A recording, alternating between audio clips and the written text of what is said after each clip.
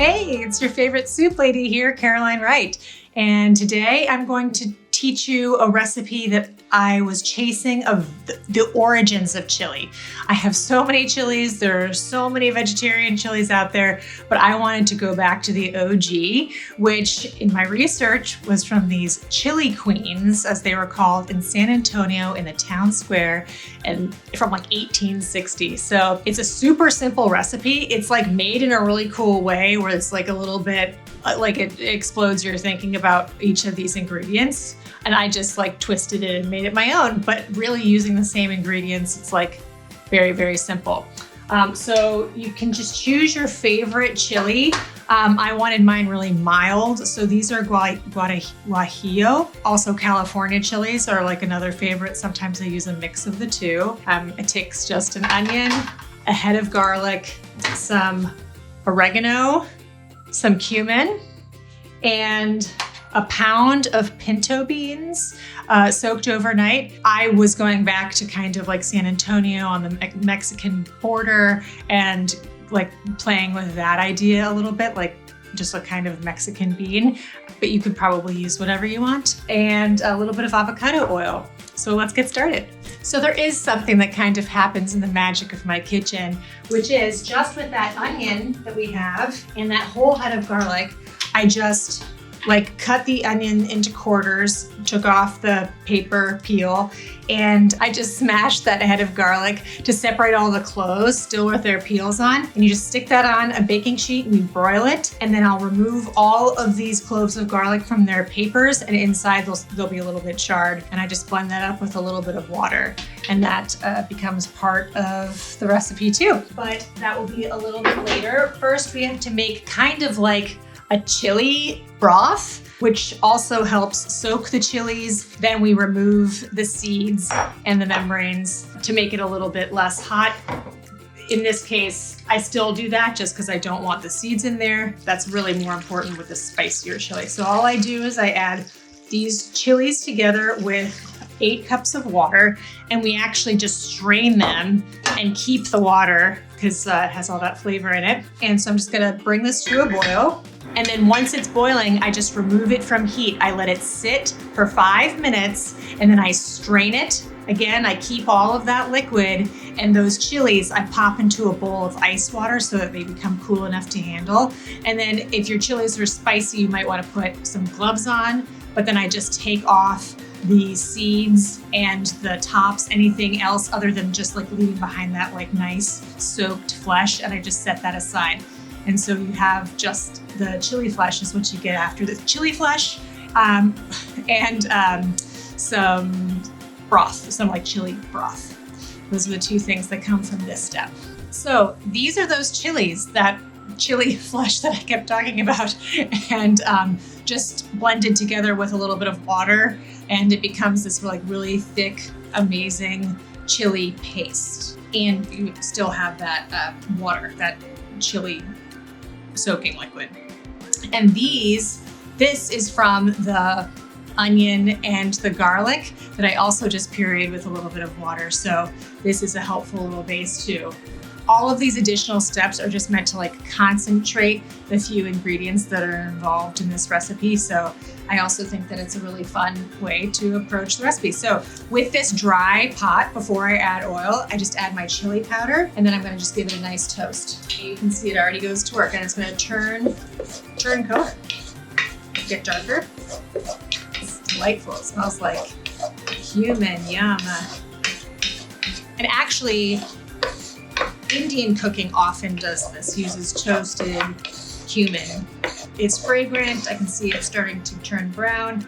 And now I'm gonna add this avocado oil, which actually, I mean, I bet the chili queens would have used lard or something like that because that's what they had on hand. But that's one of the benefits of being alive now. We have all kinds of options. But I wouldn't mind if someone calls me a chili queen.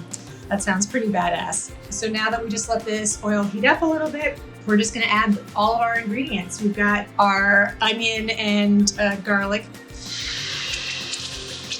paste, kind of, and our chili paste. I'm just gonna stir those in together. We have our soaked beans, and the oregano goes in now too.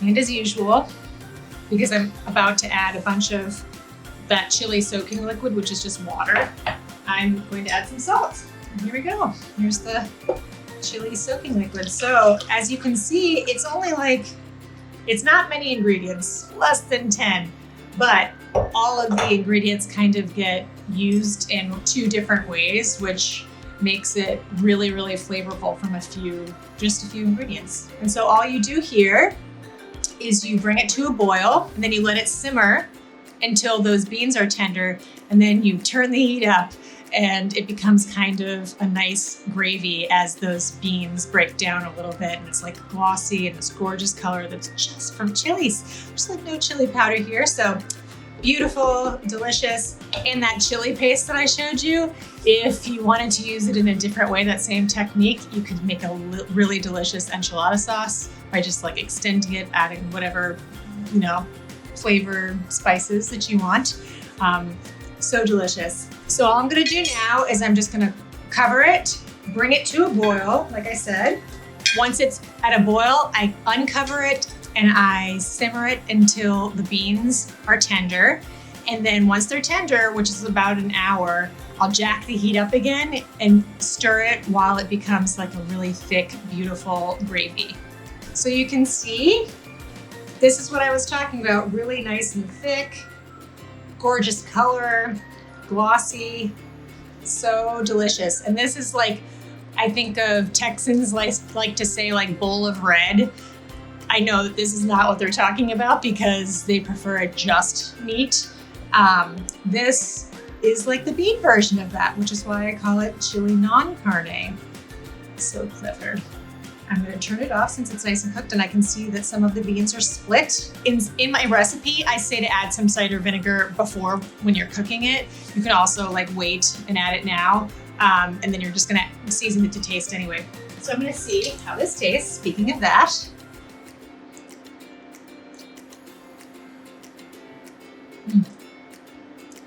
It's a shockingly complex flavor for so few ingredients because, like I said, like we're broiling the onion and the garlic, we're toasting the cumin and those chilies. They're just so like bright and delicious.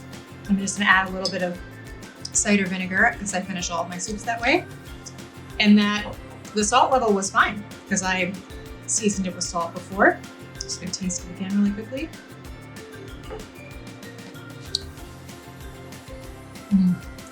So good. Serve it topped with vegan or regular cheddar cheese. It'd be a huge hit.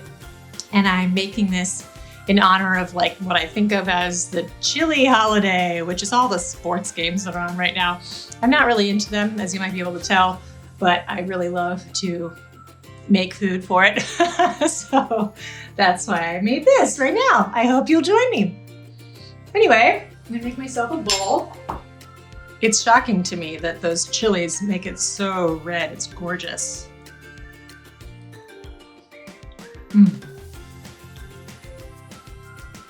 Those beans are perfect. So this recipe is in my second soup book called Seconds, which is now back in stock at booklearner.com, or you can find it on my website in my merch hub, which I'm very excited about. It's on page 78 of this book. And I hope you'll join me here again next week for more soup recipes at Slurp Soup Club on Instagram. I'm there every day, and I look forward to seeing you next time.